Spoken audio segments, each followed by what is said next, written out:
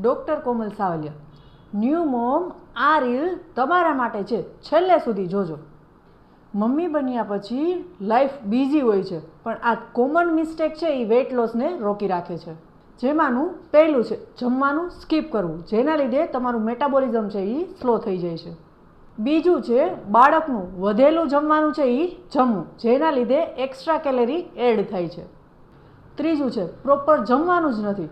Time નહોતો મળ્યો એટલે શું કર્યું તો કે ચા ને બિસ્કિટ ખાઈ લીધા. તો એનાથી શું થશે, તમને ન્યુટ્રિશન મળશે નહીં, પણ વધારે ક્રેવિંગ્સ વધશે.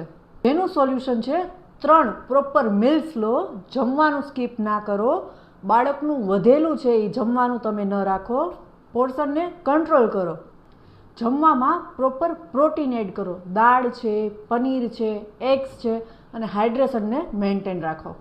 ડાયટ છે એ પરફેક્ટ નહીં, પરંતુ બેલેન્સ અને કન્સિસ્ટન્સી હોવી જોઈએ.